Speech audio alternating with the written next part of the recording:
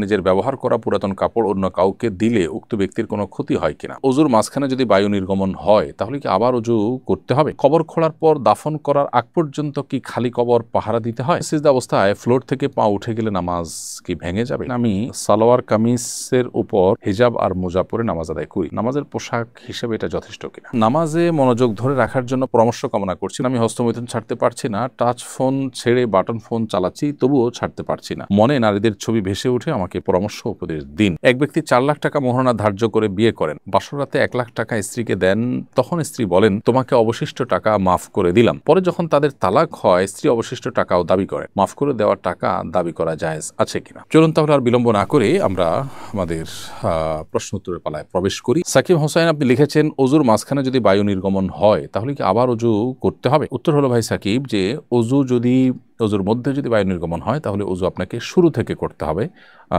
অর্থাৎ মাঝে যে পর্যায়ে আপনি হাত ধুয়েছেন, মুখ ধুয়েছেন, তারপরে অজু ভঙ্গ হয়েছে, এখন আপনি এখান থেকে কন্টিনিউ করলে হবে না, বরং শুরু থেকে আবার অজু করতে হবে। কারণ অজু ভঙ্গের কারণ পাওয়া গেছে মানেই হলো নতুন করে আপনার উপরে উজু আবশ্যক হয়েছে, অতএব শুরু থেকে উজু করতে হবে। এরপরে প্রশ্ন হলো সিজদা অবস্থায় ফ্লোর থেকে পা উঠে গেলে নামাজ কি ভেঙে যাবে? উত্তর হলো নবী করিম সাল্লাল্লাহু আলাইহি ওয়াসাল্লাম বলেছেন উমিরতু আন আসজুদা আলা সাবআতি আযম, আমাকে 7টি অঙ্গের উপর সিজদা করতে আদেশ করা হয়েছে। অতএব নাক, কপাল এবং 2 হাত, 2 হাঁটু এবং 2 পায়ের পাতা বা 2 পায়ের আঙ্গুল, এই 7টি অঙ্গকে ফ্লোরের সাথে মিশিয়ে সিজদা করতে হবে। এখন যদি কেউ এর মধ্যে কোনো একটি অঙ্গ ফ্লোরে টাচ না করেন তাহলে তার নামাজ হবে না। আর যদি টাচ হয়েছে এক মুহূর্তের জন্য আবার একটু উঠে গেছে তাহলে এটা মাকরুহ হবে, কিন্তু নামাজটা হয়ে যাবে। অতএব পুরো সিজদা জুড়ে যদি আপনার ফ্লোর থেকে পা উঠে যায় বা উঠা থাকে তাহলে সেক্ষেত্রে আপনার নামাজ হবে না, বা ওয়াজিব তরককারী হবেন, সেক্ষেত্রে আপনাকে সিজদা সাহু দিতে হবে, অথবা যদি নামাজের পরে এটি জানতে পারেন তাহলে সে নামাজ পুনরায় আদায় করতে হবে। অবশ্য কোনো ওজোর কারণে এরকম হয়েছে যে আপনি পা রাখার কোনো স্কোপ নাই, সেটা ভিন্ন কথা, তাহলে সেক্ষেত্রে নামাজ হয়ে যাবে, কোনো গুনাহ হবে না এবং সিজদা সাহু দিতে হবে না। এরপরে সাইফুর রহমান লিখেছেন এক ব্যক্তি 4 লাখ টাকা মোহরানা ধার্য করে বিয়ে করেন, বাসরাতে 1 লাখ টাকা স্ত্রীকে দেন, তখন স্ত্রী বলেন তোমাকে অবশিষ্ট টাকা মাফ করে দিলাম। পরে যখন তাদের তালাক হয় স্ত্রী অবশিষ্ট টাকাও দাবি করে, মাফ করে দেওয়ার টাকা দাবি করা জায়েজ আছে কিনা। উত্তর হলো যে কোনো ধরনের চাপ ছাড়া স্ত্রী যদি স্বেচ্ছায় তার সেই মহরের অবশিষ্ট টাকা মাফ করে থাকেন তাহলে সেটি মাফ করাটা বিশুদ্ধ। আল্লাহ সুবহানাহু ওয়া তাআলা বলেছেন যে ফাইন তিবনা লাকুম মিনহু শাইআ ফাকুলু হানিআম মারিআ, স্ত্রী যদি মহর থেকে কিছু অংশ তোমাদেরকে ছেড়ে দেয় তাহলে তোমরা সেটা নিজেরা ভোগ করতে পারো, অর্থাৎ এটি জায়েজ আছে এবং স্বামীর জন্য এটা ভোগ করাও জায়েজ আছে। তো স্ত্রী যদি মাফ করে দিয়ে থাকেন তাহলে স্বামীর জন্য সেটা হালাল হয়ে গেছে, এখন আর স্ত্রী সেটিকে ফেরত নেওয়ার সুযোগ নেই। তবে যদি এমন হয় যে স্ত্রীকে বা কোনো একটা পরিবেশ তৈরি করে স্ত্রীর কাছ থেকে এটা আদায় করা হয়েছে, স্ত্রী সন্তুষ্ট ছিলেন না, তাহলে সেক্ষেত্রে স্বামীর জন্য এটা ভোগ করা জায়েজ নয়। আর স্ত্রী স্বেচ্ছায় নিজে থেকে তিনি খুশি হয়ে মাফ করে দিয়েছেন, সেটা মাফ হয়ে গেছে এবং এটার পুনরায় দাবি করবার সুযোগ নেই। এরপর এমডি আলামিন হোসেন আপনি লিখেছেন কবর খোঁড়ার পর দাফন করার আগ পর্যন্ত কি খালি কবর পাহারা দিতে হয়? উত্তর হলো না, এমন কোনো কথা নেই যে খালি কবর পাহারা দিতে হবে, এরকম কোনো বাধ্যবাধকতা শরীয়তে কোথাও উল্লেখ হয়নি। যদি পারিপার্শ্বিক কোনো কারণ থাকে যেটি আসলে পাহারা দেওয়ার জন্য আবশ্যক, সেটা ভিন্ন বিষয়, এছাড়া সাধারণ অবস্থাতে এটি কোনো আবশ্যক বিষয় নয়। এরপরে লিখেছেন আয়েশা ইসলাম নামাজে মনোযোগ ধরে রাখার জন্য পরামর্শ কামনা করছি। বোন আয়েশা ইসলাম, নামাজে মনোযোগ ধরে রাখার জন্য অনেকগুলো উপায় আছে, তার মধ্যে একটা হলো নামাজের ডিউরেশন বা সময়সীমা বাড়িয়ে দেওয়া। আপনি যেই নামাজ পড়তে 2 মিনিট বা 3 মিনিট লাগছে আপনার, সেই নামাজ পড়তে আপনি ডাবল সময় 5 থেকে 6 মিনিট 7 মিনিট ব্যয় করুন। যে নামাজ পড়তে আপনার 10 মিনিট লাগছে 4 রাকাত বিশিষ্ট নামাজ, সেটা পড়তে আপনি 15 মিনিট লাগানোর চেষ্টা করুন। ইনশাআল্লাহ দেখবেন নামাজের প্রতি মনোযোগ বাড়ছে।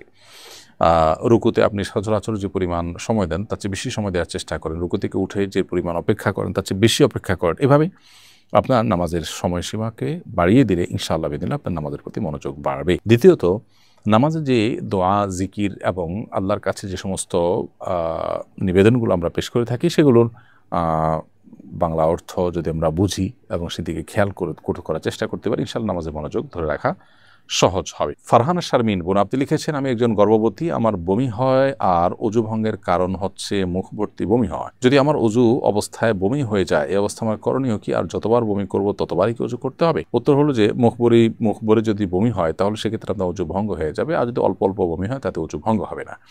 তো যদি এরকম হয় যে ঘন ঘন আপনার বমি হয়, প্রত্যেকবারই মুখ ভর্তি হয়েই বমি হয়, তাহলে আপনি বমি হওয়ার পরে ওযু করে 4 রাকাত নামাজ, পুরো ওয়াক্তের মধ্যে 4 রাকাত নামাজ বা যেই কয়েক রাকাত আছে ওই ওয়াক্তের নামাজ, সেই কয়েক রাকাত নামাজ পড়ার মতো সময় যদি পান, তাহলে আপনার ওযু করে আপনাকে নামাজ পড়তে হবে। আর যদি আল্লাহ মাফ করুক অনবরত এরকম বমি হতে থাকে, সাধারণত পুরো একটা ওয়াক্তের সবটুকুন সময় এভাবে অনবরত বমি আসলে হয় না, হলে মানুষ বাঁচার কথা না বা স্বাভাবিক সুস্থ থাকার কথা না। এজন্য আপনার হালকা হালকা একটু একটু বমি হলেও ফাঁক দিয়ে নামাজ পড়ে নেবেন। আর এর জন্য যদি একবারের বেশি দুইবার বেশি 3 বার ওযু করা লাগে, তারপরে সেই কষ্টটা করবেন এবং এর জন্য আল্লাহর কাছে বিনিময় কিন্তু কম পাবেন না। 3 বার ওযু করার সবই আপনি লাভ করবেন। এরপরে ইনোসেন্ট নীরব আপনি আইডি থেকে লিখেছেন, আমি হস্তমৈথুন ছাড়তে পারছি না, টাচ ফোন ছেড়ে বাটন ফোন চালাচ্ছি, তবুও ছাড়তে পারছি না। মনে নারীদের ছবি ভেসে উঠে, আমাকে পরামর্শ উপদেশ দিন। প্রথম কথা হলো যে এই জাতীয় পরিস্থিতিতে নিজেকে বাঁচাবার জন্য, বিশেষ করে এই বদভ্যাস থেকে রক্ষা পাওয়ার জন্য আমাদের একটা নির্দিষ্ট সময়ের জন্য কোনো এমন পরিবেশে চলে যাওয়া উচিত যেখানে আসলে নিঃসঙ্গতার স্কোপ থাকে না, অনেক বেশি ব্যস্ততার মধ্যে সময় কাটাতে হয়, নির্জনতার স্কোপ খুব বেশি থাকে না। অতএব নিজে এই গুনাহ থেকে বাঁচার এক্সারসাইজটা সেখানে খুব ভালোভাবে হয়ে যায়। তো এরকম পরিবেশ বা এরকম পরিস্থিতিতে আপনি চেষ্টা করতে পারেন চলে যাওয়ার, তাহলে ইনশাআল্লাহ হয়তো আপনার এই গুনাহ থেকে বাঁচাটা সহজ হবে।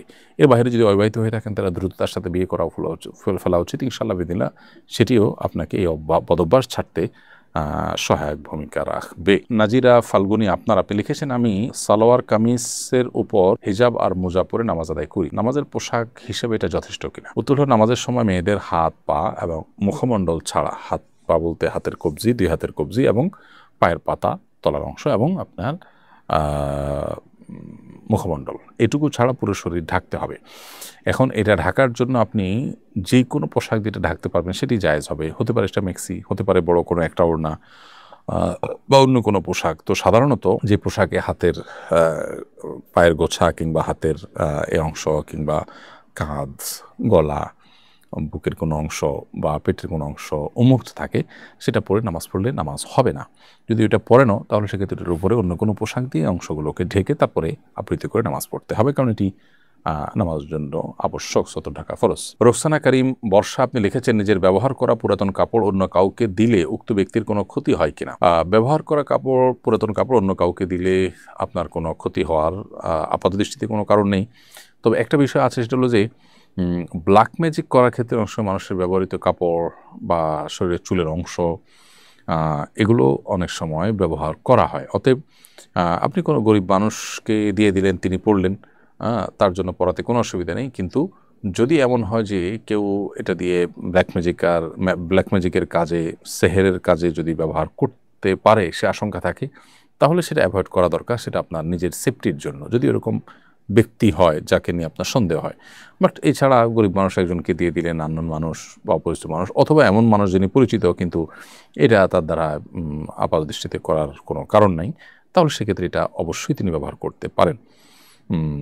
যিনি ব্যবহার করবেন তার কোনো ক্ষতি কোনো অবস্থাতে হওয়ার কোনো কারণ নেই। কাপড়ের মধ্যে কোনো লাভ ক্ষতির কিছু নেই। যদি মনে করে কেউ এরকম যে আরেকজনের ব্যবহৃত কাপড় পরলে তার অসুবিধা হবে বা ক্ষতি হবে, তাহলে সেটি এক ধরনের শিরকপূর্ণ বিশ্বাস।